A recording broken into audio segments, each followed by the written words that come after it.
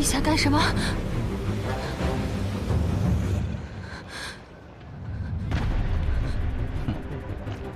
我要是不派人盯着你了，你早就淹死了。你难道不想知道是谁害你吗？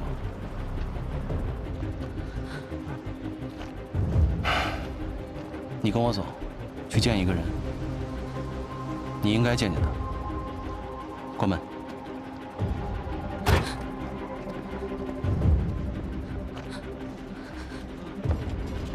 您那好，谢谢。卖报，卖报！谢谢啊。卖报，卖报，卖报，卖报，卖报！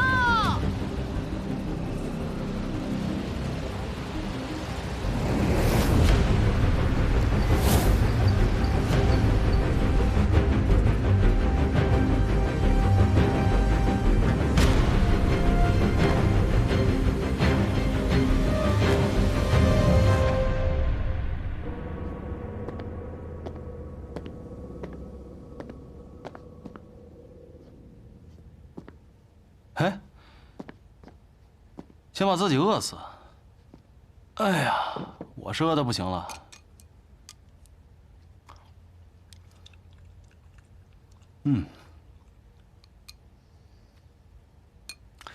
真是可怜天下父母心呐！为了自己女儿的前程，甘愿付出生命。只可惜啊，这崔莲凤畏罪自杀。您那位本事不大，脾气却不小的宝贝女儿，也被穆公赶出了穆家。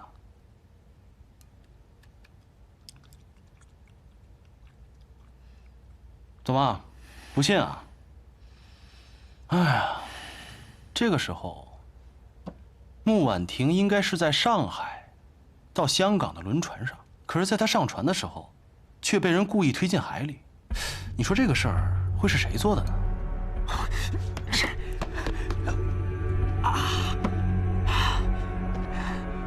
婉婷她怎么样？别着急，别着急啊！算他命大，被民团的兄弟给救了。哎呀，这穆家对外公布崔莲凤暴病而亡。至于穆婉婷的身世，至今绝口不提。除了穆家的人，只有参与过审讯的我和徐伯钧知道此事。你说，是谁会对落了难的姑娘赶尽杀绝呢？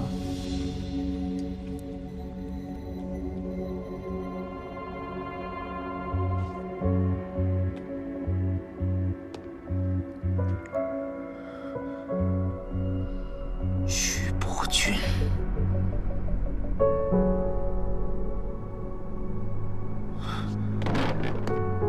他答应过我，说要把婉婷娶进督军府去的，还说会亲自去提亲。是啊，那是因为当年穆婉婷的身份并未暴露，徐伯钧对付革命军也需要穆家的支持，有你没你啊，他都会去向穆家提亲的。只是此一时彼一时，现在穆婉婷的身份成了一个巨大的隐患。如果有心人顺藤摸瓜地查明了当时的真相，那对他来说可是一个大危险啊！所以，当然会除之后快了。他耍我！嗨，10年前你就应该知道他是这样的人。他骗得了穆致远，也骗过罗督军。你一个小小的帮会老板，算得了什么呀？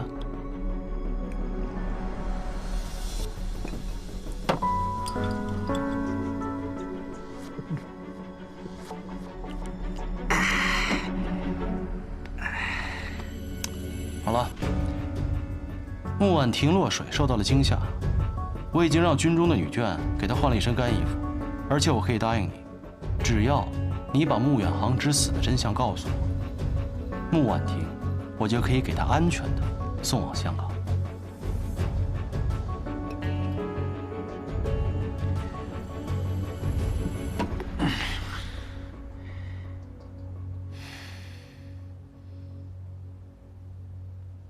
我可以答应你的要求，不过我也有一个要求，我要见婉婷，我想见见她。如你所愿。谢谢。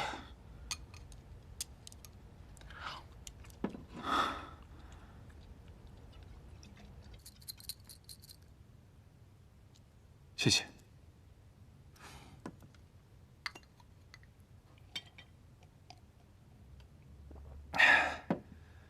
婉清，等一下红尘和少君约我去打桌球，你要不要和我们一起去？这段时间家里发生的事挺多的，你就当放松放松，和我们一起去。我也不会打桌球，我就不去了。司令部还有些文件要看，我得过去一趟。好吧，那你要注意身体，早点回家休息。那我先走了。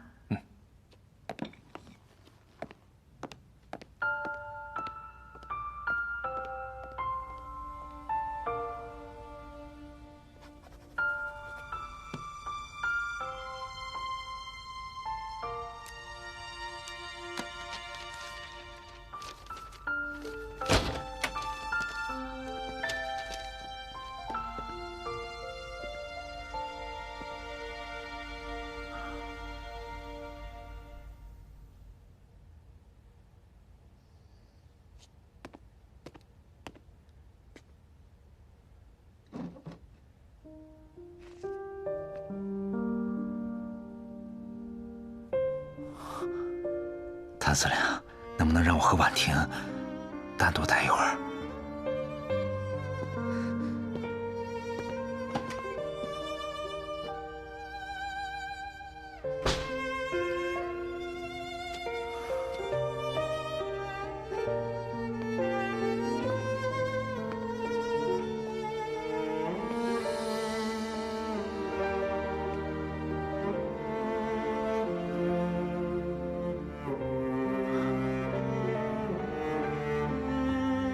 婉婷，我听说了，谭司令要送你去香港，那离你第一次去，人生地不熟的，一定要多注意安全。哦，对了，我那儿有几个朋友，我给他们写了封信，你去找他们。他们会照顾你的。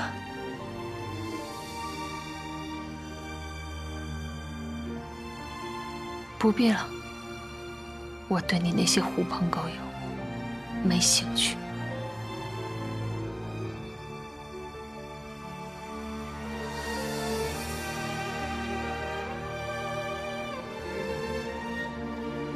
婉婷，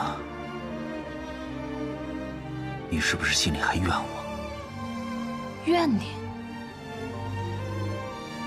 我根本不是怨你，我是恨你。我恨你为什么突然出现，为什么害死我妈，为什么要夺走我的一切？我还不如一头淹死算了，一了百了。你居然敢打我！你凭什么打我？你得活着。对，我是没资格打你，我这一巴掌是替你娘打的。你可以不在乎我的性命，但你不能不在乎你娘的性命。她是拼了自己的性命，才给了你这条生路的。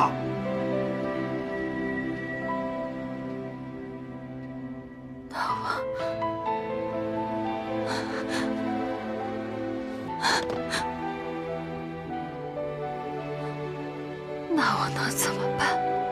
我现在失去的一切，都是拜你所赐。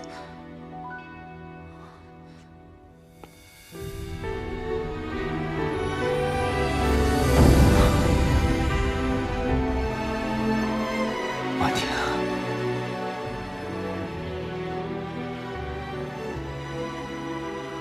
婉婷，我知道，我不是个好父亲。可是我今天见到你，我就是想告诉你，我这一辈子，我所做的这所有的一切，我都是为了你啊。你知道吗？我巴结徐怒君，为他做了很多坏事，就是想让你有一个好的前程。我希望你能够嫁到督军府里去。可事到如今，还是竹篮打水一场空啊！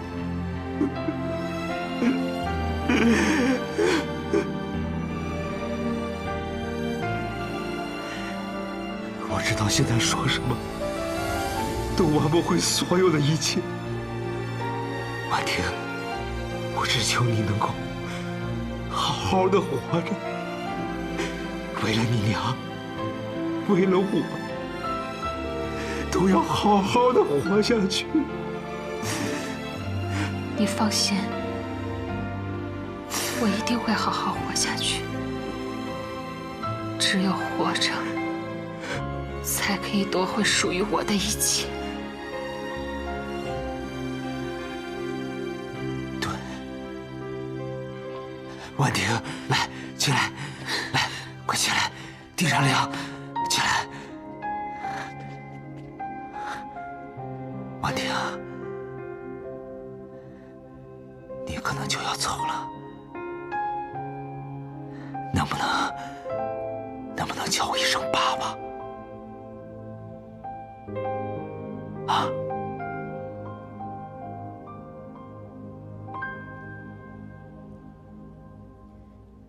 不，你根本没资格当我爸爸。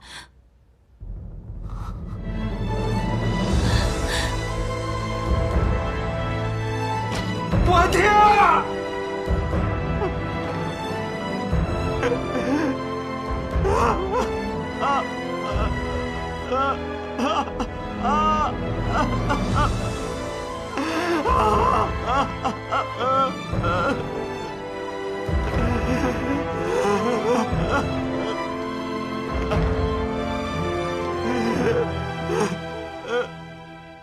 一片忠心，却所托非人，后悔吗？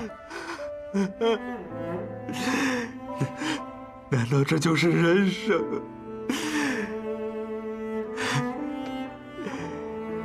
人生在世，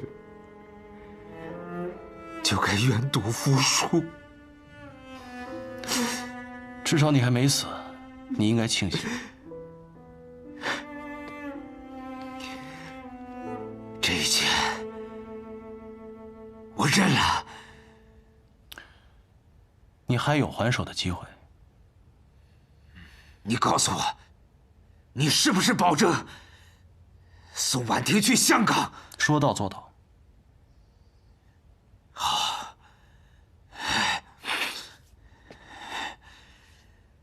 大华银行57号那个保险柜里有你想要的东西。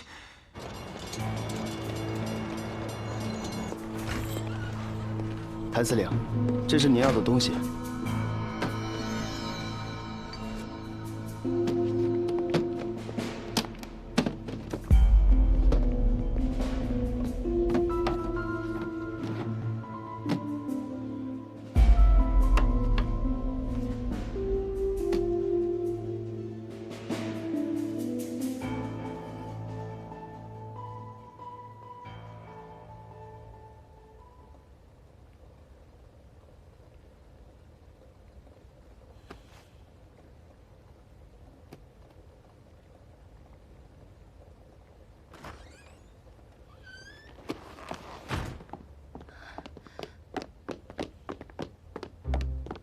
哎，婉清，你怎么这么晚还不回去啊？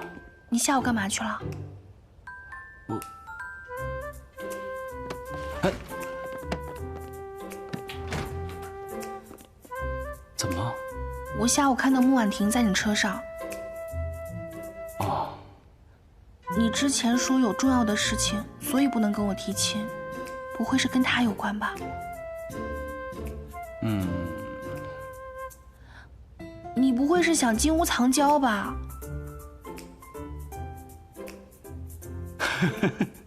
你笑什么？我又不傻，我藏谁也不能藏他呀。那你还想藏谁？哎，不是，动动脑子，我都有你了，我怎么还会喜欢其他女人呢？吃什么醋啊？那我也是个女人啊，我也会吃醋的。你至少告诉我，你是不是有什么事情瞒着我？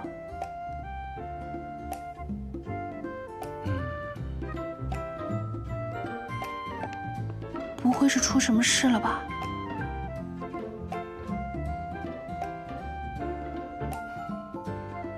来，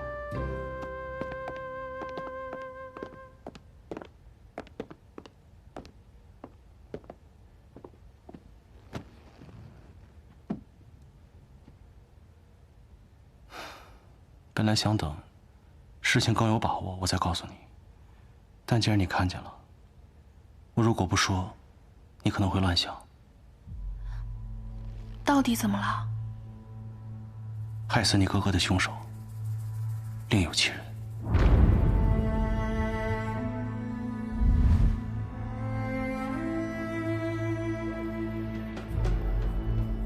10年前，徐伯钧与罗督军争夺上海的控制权。罗督军因为辎重被劫了，他想退守穆家码头运送弹药，但是穆家一直与徐伯钧交好，所以不肯借码头给他用。军情紧急，罗督军便派人假冒绑匪，绑架了穆远航，并将他关在了码头的仓库里。罗督军以解救穆少爷为由，派兵占领了码头。当时穆志远在外地运货，萧夫人也是救子心切，所以便答应了他，让他用穆家的码头来运弹药。包围整个码头！也就在那个时候，崔连凤来找了我。他说肚子里怀了我的骨肉，说只要我能够帮着把穆少爷灭口了，那穆婉婷就可以回到穆家。如果将来他生下来的是男孩子的话，变成了穆家财产的唯一继承人。我当时虽然答应了他，可我心里真的很犹豫。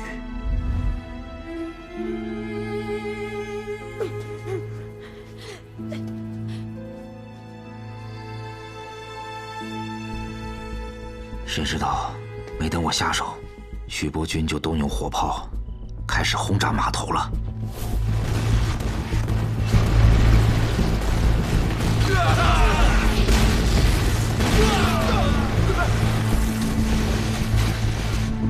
然后把穆少爷藏身的那个码头给轰平了。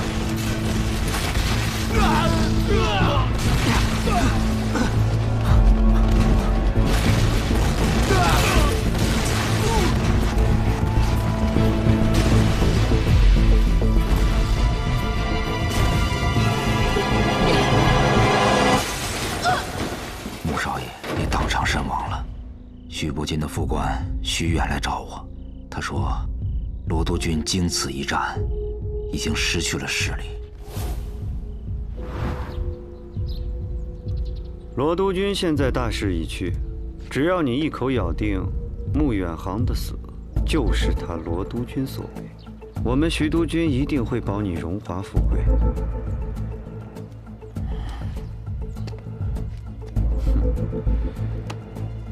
你可得想清楚了。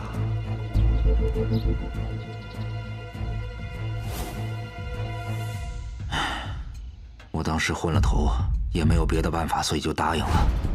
在徐伯钧的授意下，我趁乱进入了已经被炸毁的仓库，找到了穆远航的尸首，并且在他的胸口又补了2枪。而且我把他的手表向后拨了2个小时。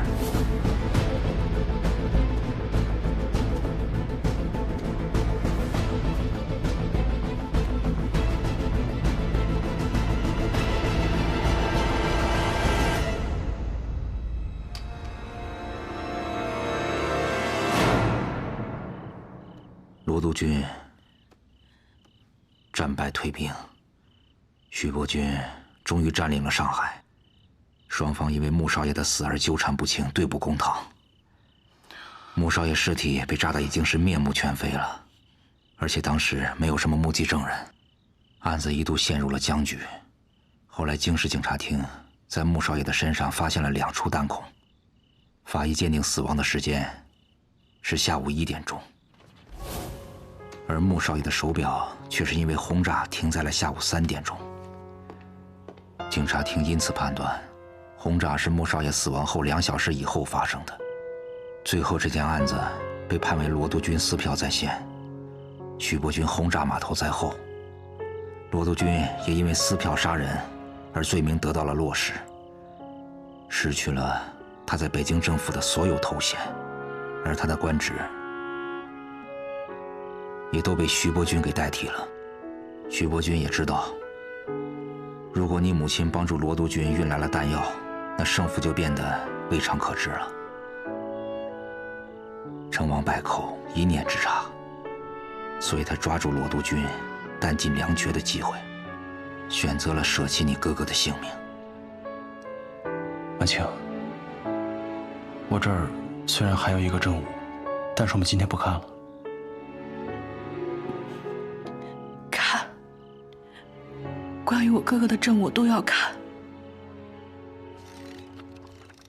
你们看到的这段影像是一个外国记者在仓库对面拍黄浦江的时候留下的，他刚好记录了徐伯钧轰炸仓库时的情景。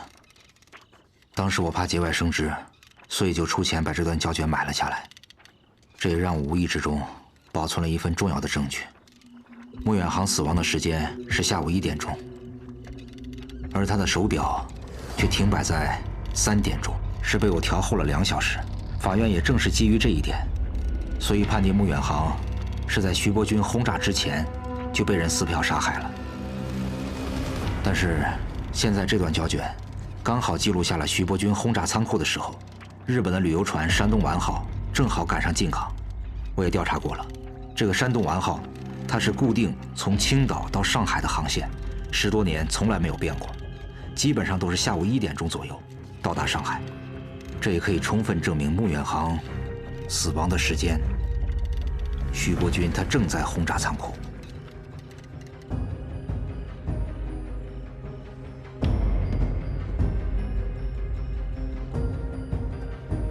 这份胶卷被你保存在租界银行的保险箱内10年，你应该知道它的分量。那你为什么自己宁愿去死，也不把它拿出来威胁徐伯钧，保住自己的命呢？这一点也正是我想提醒你的。你不要以为有了这份证据，你就可以扳倒徐伯钧。我告诉你，就凭你一个上海司令的身份，你做不到的。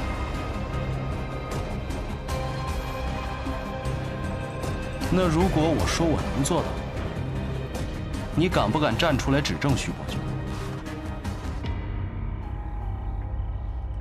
玄林，没事。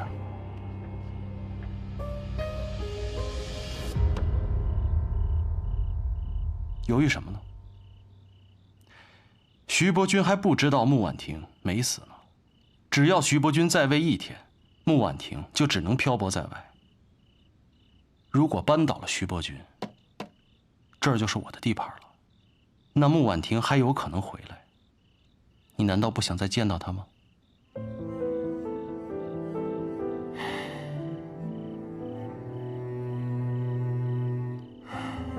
好，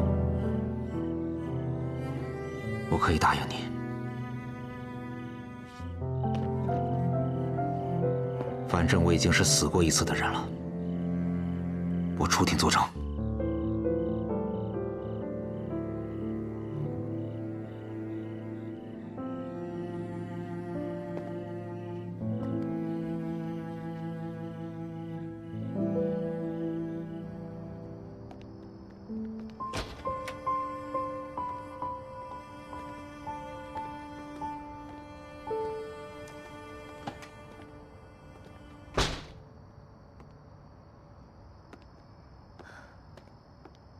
这10年来，他手上一直沾着我哥哥的血。他是怎么做到和我爸爸做朋友的？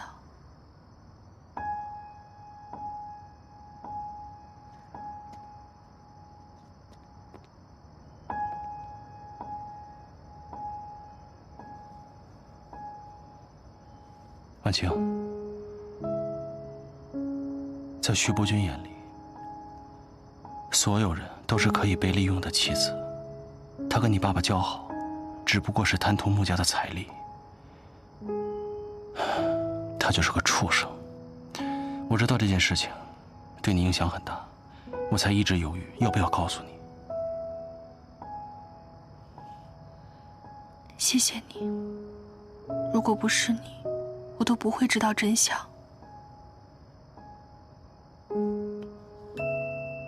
傻瓜，我不仅要让你知道真相，我还会替你讨回公道。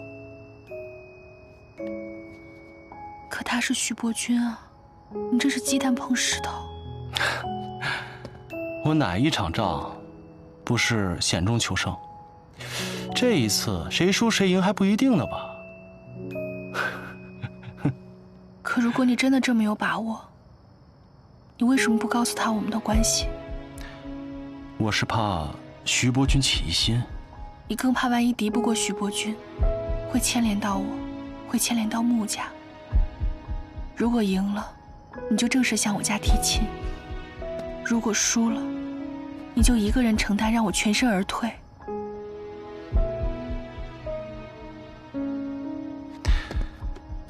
婉清，我和他之间终有一战，所以即便没有你哥哥的事情，我们都不可能维持下去的。所以不管我反与不反，他早晚都会对我下手的。所以你说的一辈子，是赢了才有一辈子，输了就没有了，对吗？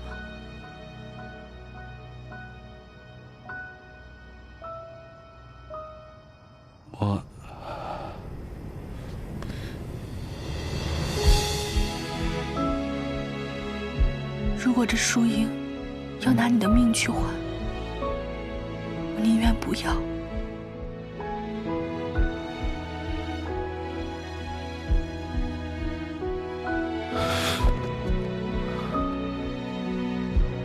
傻瓜，你放心，我一定会扳倒徐伯君，我也一定会向穆家提亲。说好了一辈子，一天都不会少，啊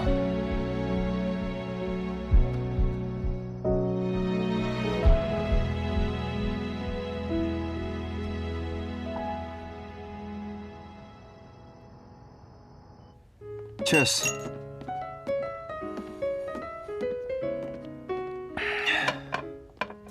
红琛约我打球不奇怪，但是少君，你向来不喜欢这些，这一次怎么也跟着他来了？你住院期间，北京都闹翻了。咱们的几位副帅本来说好要建立5省联军，但是徐伯父捏着穆家的军饷不放。现在的5省联军是貌合神离，眼看着革命军就要过长江了，咱们还是一盘散沙。你是不是要我劝劝我副帅？可以吗？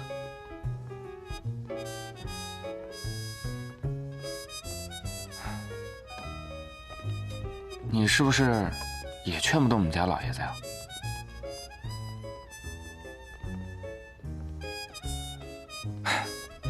算了，今天呀，我们不聊国家大事。我约你们出来呢，也是为了庆祝你出院的。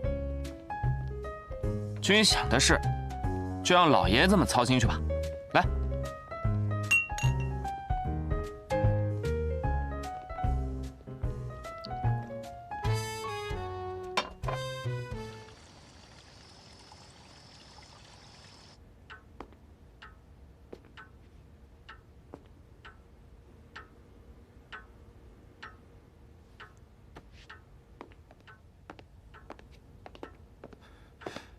婉清，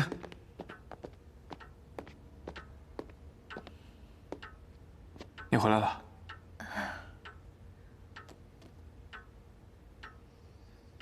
你怎么了？啊，没事，今天有点累了。啊，你这么晚回来，我有点担心。以后加班我陪你。哦，不用。明天早上上班你不用等我了，我自己去。我先上去睡了。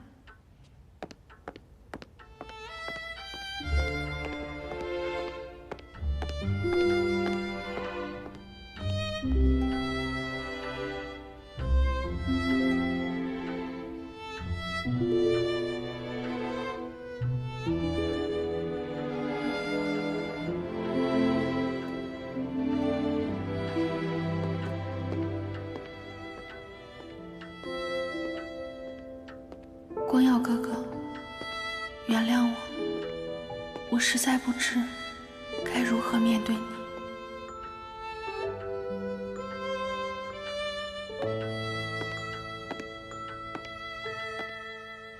卖报！卖报！卖报！卖报！卖报！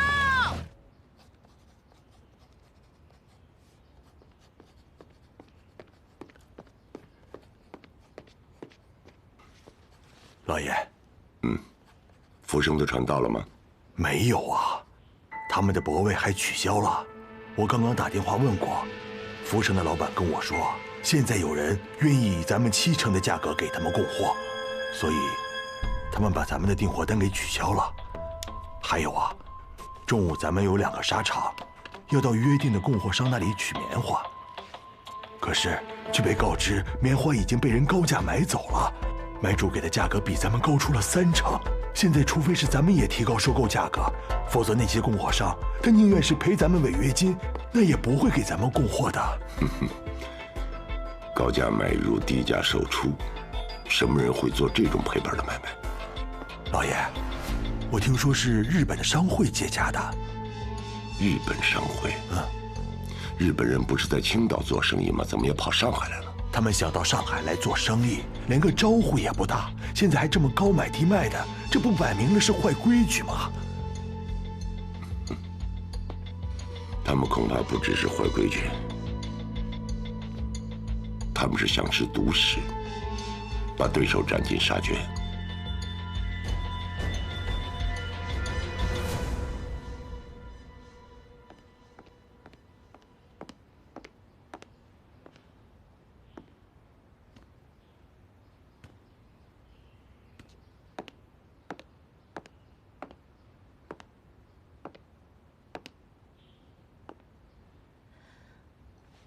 爸。婉晴，我听穆管家都说了，我有一个办法，我觉得可以试一试。好，说说你的法子。现在日本人高买低卖，想抢我们的生意。依我看，我们不如放弃棉纱贸易，把生意都让给他们。你的意思是以退为进？是。如果我们放弃棉纱贸易，那我们的客户自然会去找价格最低的棉纱。那如果他们都买日本人的棉纱，那他们这高进低卖的把戏还能玩多久？就算是金山银山，也耗尽了呀。问题是我们的工厂得停工啊，工厂停工的损失那可是巨大的。我们用不着停工，我们只是把生产出来的棉纱先囤积起来，等他们的钱花完了，棉纱供应不上来了，我们就马上占领市场，反败为胜。是个不错的办法，可唯一的风险是，我们不知道日本人能够撑多久啊。我相信他们撑不了多久，像他们这样烧钱占市场，肯定会节省一切内部开支，那必定会克扣工人的工钱。之前在天津就发生过这样的事情，工人们引发了罢工，但天津是日租界，所以日本军队给平息下来了。但是在上海就不一样了，在上海他们根本就无能为力。范强，看不出来，你还是一块经商的好材料。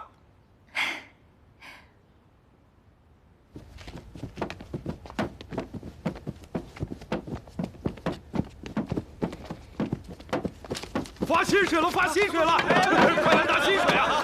都有，别抢，都有。对呀，怎么少10块啊？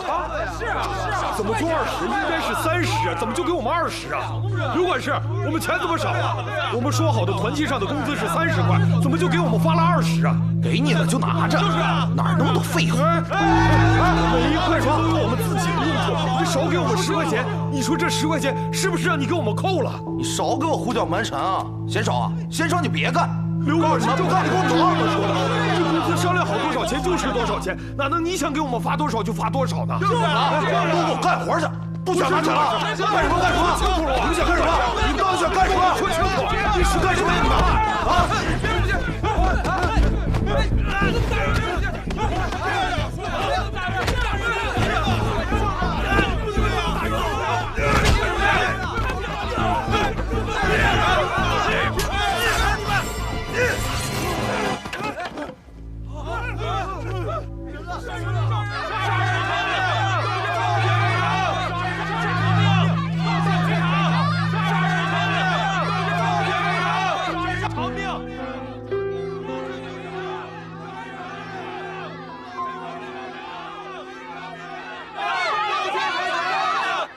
开酒，工人们都已经罢工3天了，连仓库都被工人们锁了，面下交易根本就无法进行。之前因为穆家沙场停工，我们还临时接了很多单子，根本就没法交货。现在很多买主向我们打电话催货，有的还让我们补偿损失呢。穆家现在是以退为进，想给我们个下马威。开酒，今どうしましょうか？帮我约一下穆志远，他这么做无非是想逼我们让步。既然如此，我想看看他的条件是什么。嗨。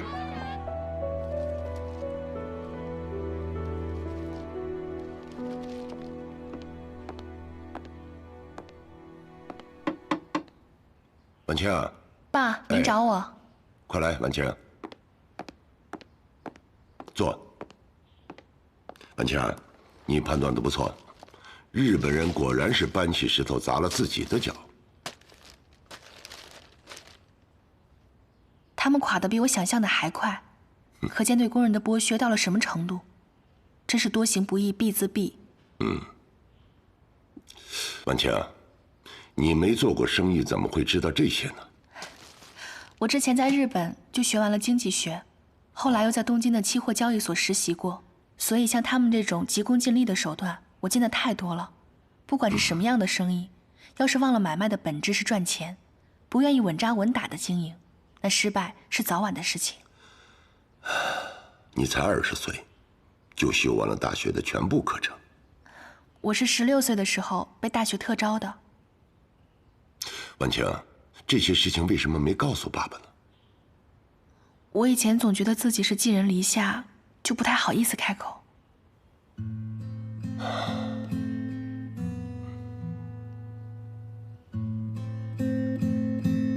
来，婉清，坐过来。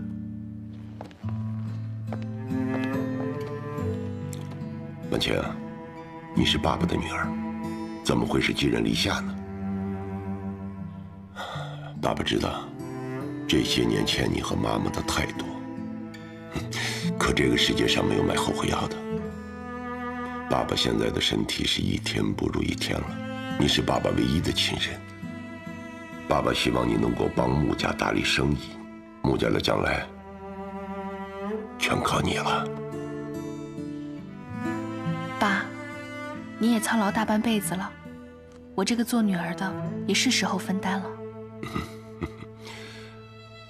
爸爸知道你是个好孩子，可如果要是帮爸爸打理生意，要不要和光耀先通个气？